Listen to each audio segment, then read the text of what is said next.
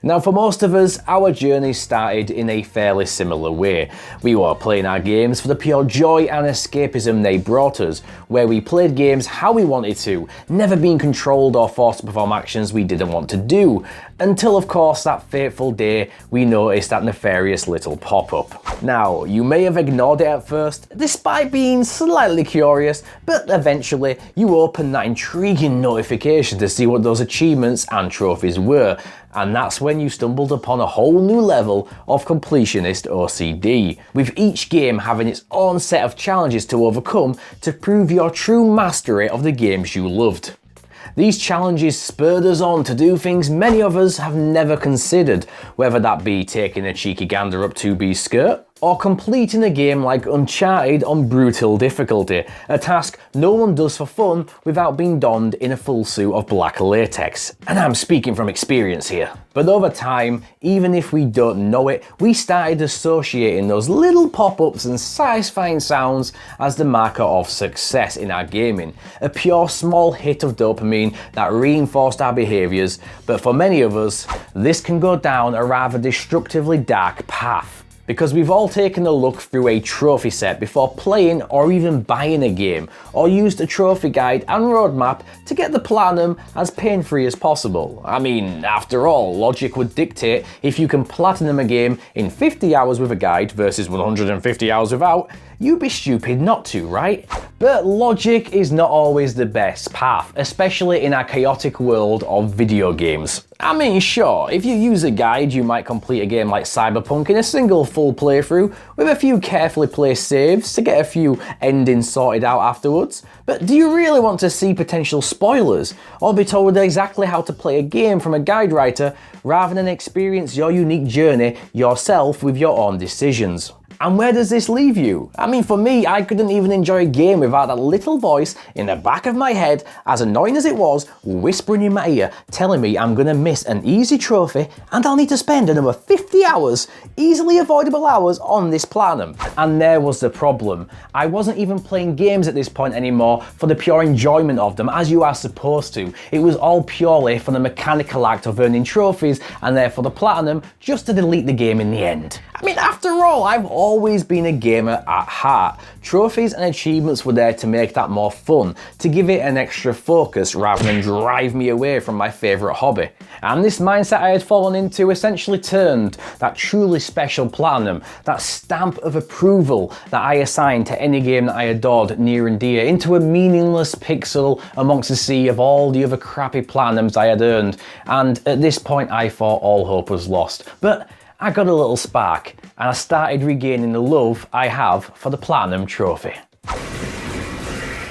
Shush little baby, don't you cry. Ah! Which wasn't an easy process. I tried throughout 2023 to earn a platinum here and there, or I joined challenges on my Discord server, which is in the description by the way, to gain a sense of motivation when I had none. But in reality, the best thing that helped me heal was time away from trophies, and ultimately, gaming for a while too. I replaced the thrill of trophies with riding roller coasters around the globe whilst trying to casually dip my toes into a game here and there. But the hardest part was genuinely trying to play games I was interested in and trying my best not to even look at their trophies, let alone any guides.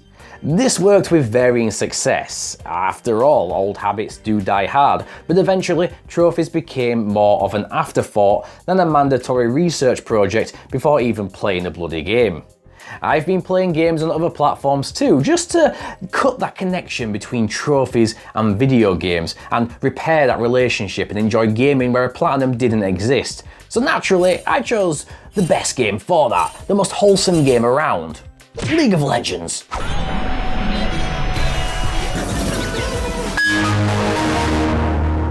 Seriously guys, don't play it, I'm begging you. You won't enjoy it, you'll hate it, it will ruin your life. I mean, that's why I stopped playing it, of course, and I'm never touching it ever again. I'm totally clean. Welcome to the Summoner's Rift. But I believe I finally reached a point now where I can confidently say I love the Platinum Trophy again. I've regained the passion for earning the ones I truly want, so they remain special to me. And that's why my new strategy may mean I earn less platinums than before, but in my opinion, it's a personal level of quality over artificially inflating my platinum number with meaningless platinums I don't care about, or by playing games that I enjoyed and then will hate if I earn the platinum on. A great example is Persona 3 Reload, a game which I absolutely adored every second of in 2024. But did I earn that prestigious platinum? No, and here's why. It's a game you could complete in a single 60-ish hour platinum if PSMP is to be believed, and those heretics are never to be believed. But the amount of spoilers you would see and the amount of freedom you would lose if you followed the roadmap is invaluable. I can confidently say I would not have enjoyed the game nearly as much if I had followed that. But naturally, I did miss some trophies, meaning I have to do another 40 to 60 hour playthrough if I want that shiny. Will I do it? Hell yeah! But if I jump straight back into it, I would no doubt lose that special love I have for the game, and that's exactly why it's on the back burner, because eventually I will want to play it again, and that's when I can earn the platinum without any worry of spoiling my experience or burning myself out from gaming or the game itself. On the flip side, I've played plenty of games in 2024 that I rather enjoyed, but I would never consider going for the platinum on because they simply aren't worth my time investment. The grind is too long, the difficulty is too crazy, the game is just simply too annoying. Or for the most part, I would know for a fact, if I got this platinum, you know what, I'm not going to enjoy the game anymore. This is going to sour, it's going to sully that game's memory, because you know it, it's happened to a lot of us, and I simply didn't want that to happen. One example is Warhammer 40,000 Chaos Gate Demon Hunters, a faster paced isometric XCOM style turn-based strategy where you take control of the Grey Knights in a fight across the star systems to put an end to the plague god Nurgle's advances as his minions corrupt your space. It's a game I was heavily addicted to for at least a month. It pulled me into the world of Warhammer, where I started to learn the lore of the world, and the gameplay was just extremely satisfying despite being admittedly incredibly punishing. It's not an impossible platinum by any means, far from it, but I can't see myself wanting to finish the game on the most brutal difficulties. I mean, never say never of course, but I want my experience with that game to remain a fond one, not something I look back on and thinking I regretted ruining that experience. It's not to say I won't hunt anything extreme or what some may consider insane, as long as it's something I truly want and I know I can do. Vanquish is a prime example of a game I couldn't complete as a youngling back on the Xbox 360, and even when I did reattempt it back on the PS4/5, it took a week of hair-pulling stress, but it was worth every damn second. Get the in there! F you! Woo! Give me that platinum. Do not crash. Yes, get in there. Ooh, ooh, ooh. Yes.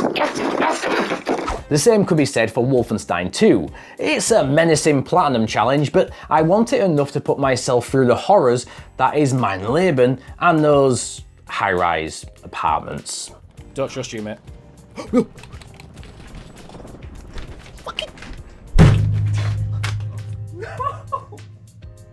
Composure.